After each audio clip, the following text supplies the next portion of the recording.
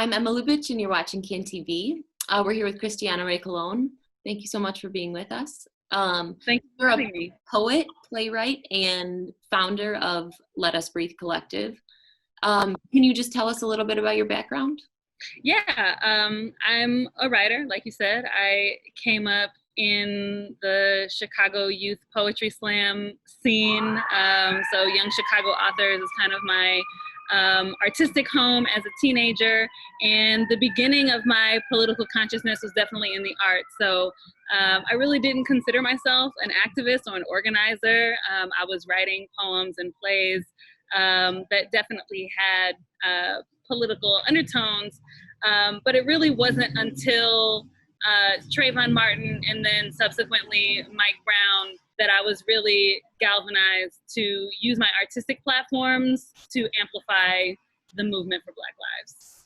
So can you walk us through kind of like the timeline of how LetUsBreathe Collective was founded, and then just bringing us to the moment that we're in right now?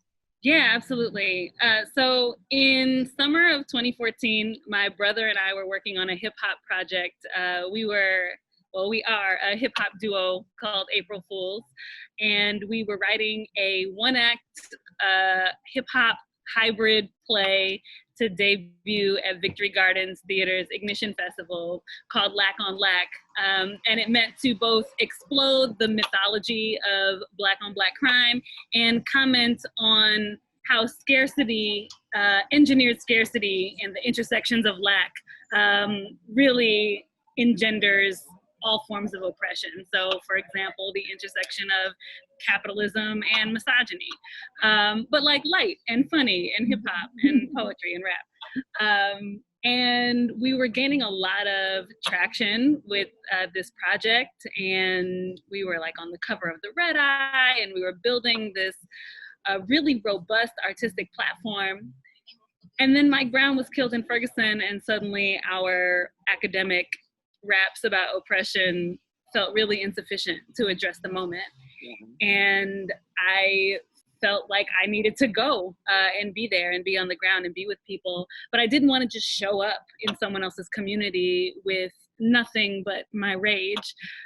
So I reached out to folks on the ground who were organizing, and I said, you know, I'm not an organizer, I'm an artist, but I have this platform. What do people need? What could I bring? How can I help amplify?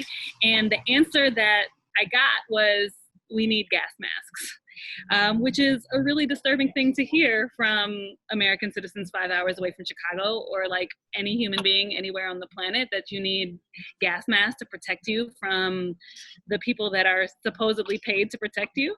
But I said, okay, well, I guess I'll figure out how to buy wholesale gas masks. And so we launched a crowdfunding campaign with the hashtag #LetUsBreathe, which was both a reference to a song that we were working on called Let Me Breathe, of course, an homage to Eric Garner's last words, and of course, a reference to the fact that people are being tear gassed in the streets for protesting the death of Mike Brown. And this hashtag #LetUsBreathe kind of took off on social media, and we ended up raising way more money than we expected to raise to bring gas masks and medical and hygiene supplies to protesters in Ferguson. So we sent several caravans of supplies, and then we started building relationships with protesters that were physically occupying the protest zone. So there was a group called Lost Voices that staged a protest encampment on Florissant Avenue, which was like the main thoroughfare in Ferguson, where some of the like iconic photos of like gas canisters being thrown back are from.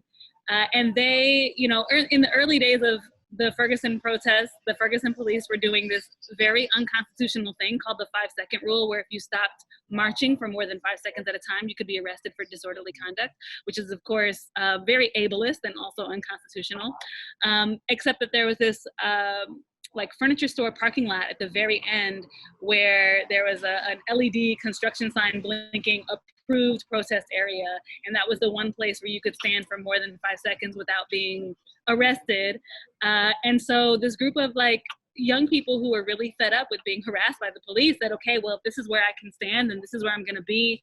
And they stood outside all night. And then eventually someone brought out a folding chair and someone brought out a card table. And that evolved into a 47-day encampment of Black folks who, one of the young men was 15 years old, and he said, there's Crips and Bloods that are camping out here, and we've dropped our gang colors to unite against police oppression.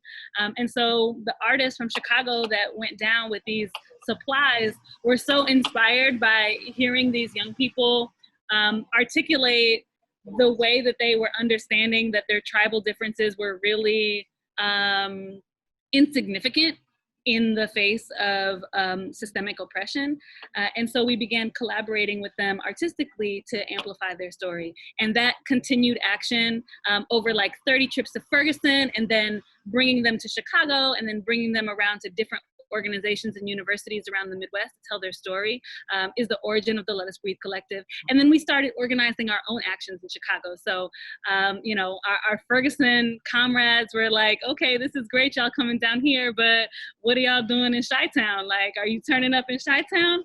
And so we had to answer that with action. So, that first Black Friday after the no indictment announcement of Darren Wilson, the Let Us Breathe Collective organized a march on the Magnificent Mile, calling from the divestment from Black Friday spending, to highlight the connections between policing and capitalism, and the way the police essentially serve to protect commerce and property at the expense of lives and at the expense of people.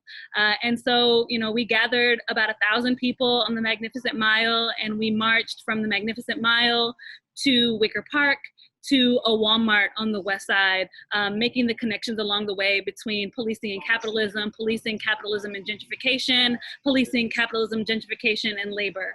And so that was kind of like the first big action that we did in Chicago, and we've been rocking and rolling ever since. In 2016, we, in homage to our Ferguson comrades, staged our own encampment outside of Holmen Square in Chicago, a CPD Black site on the West Side where, a few years ago, the Guardian released a report estimating that upwards of 7,000 people have been illegally detained and tortured there.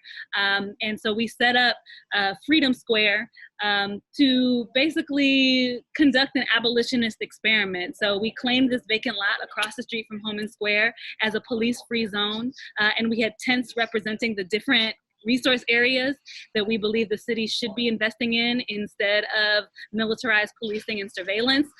So education, mental health and addiction treatment, nutrition, housing, healthcare, employment resources, arts, those types of things, the things that actually keep our community safe.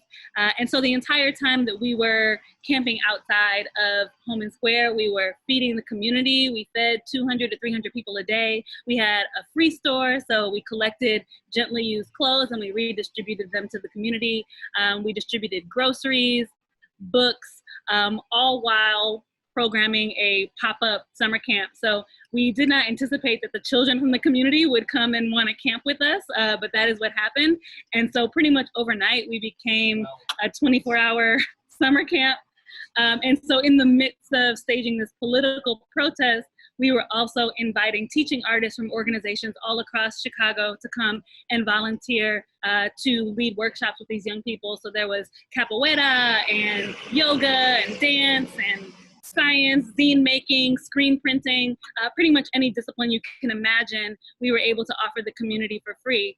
And so I think that, just looking back on that moment of 2016 and the moment before of 2014 of these other moments of uprising, as a part of the trajectory of our current moment of uprising, there are all these moments of communities establishing these networks of care that show that we can absolutely keep each other safe and provide each other resources, and that those are the efforts that should be invested in, as opposed to spending billions of dollars on guns and riot armor and surveillance. That we divest from violent institutions and invest in institutions that promote wellness, that we really make the police obsolete.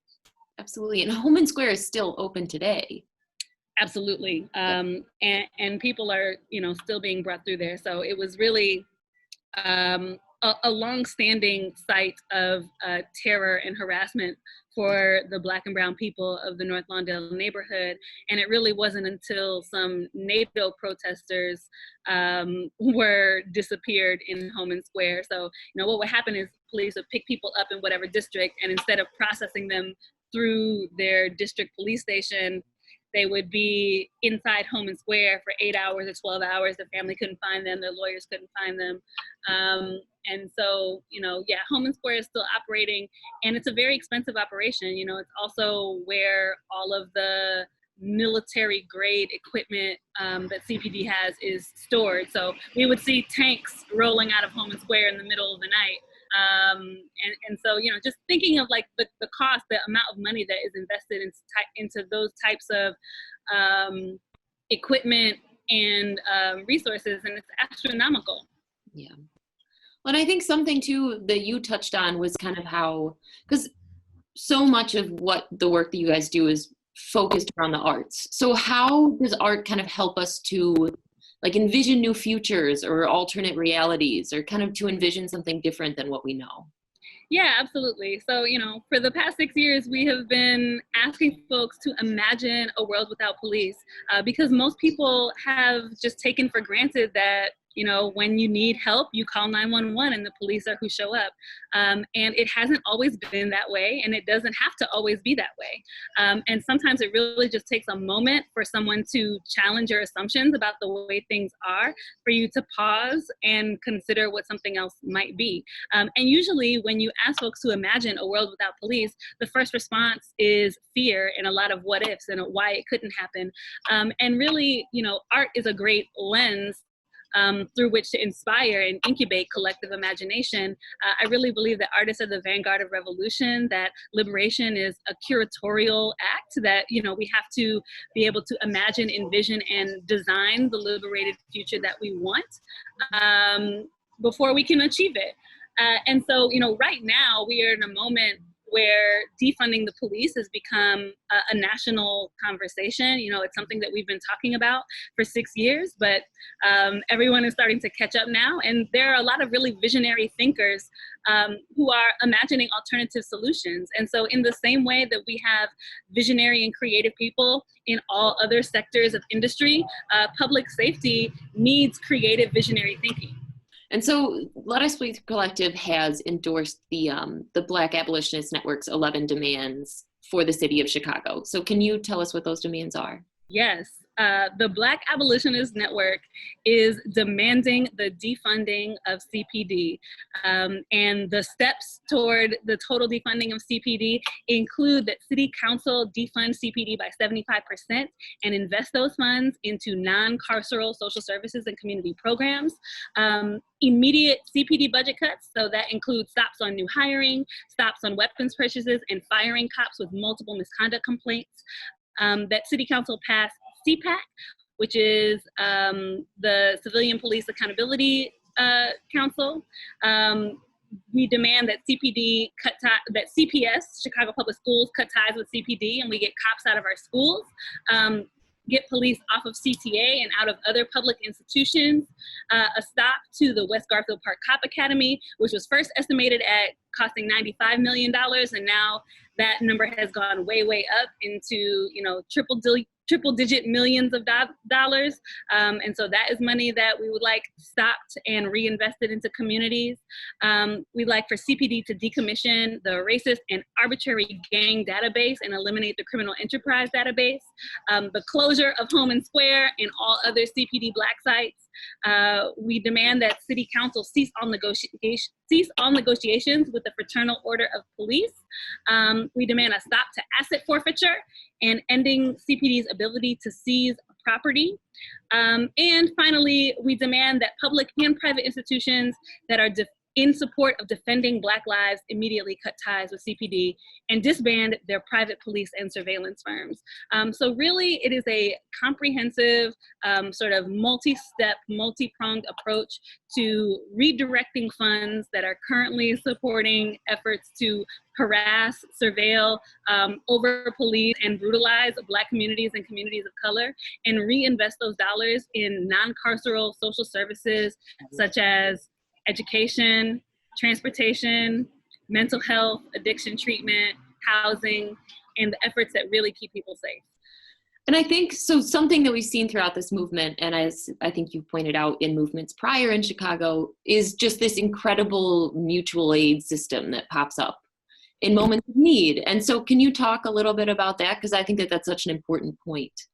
One of the things that makes this moment special and unprecedented is that this moment of uprising comes out of this global pandemic.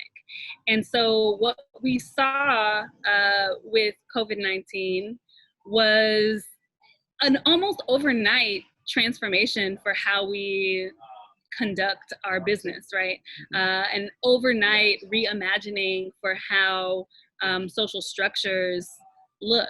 And then we also saw a really stark revelation of the inequity of social services in our country, and that Black and brown people were dying at disproportionate rates because of the failures of our social systems. And out of, I think, this pandemic, these networks of mutual aid were already emergent. And so in the midst of uprising and curfews and stores boarding up their windows, the community responded, with those existing networks of care that had emerged as a result of COVID-19, even more robustly. And so, I think it's important to note that abolitionist platforms are not just about tearing down what is or being in opposition to what is, but also proposing alternative realities.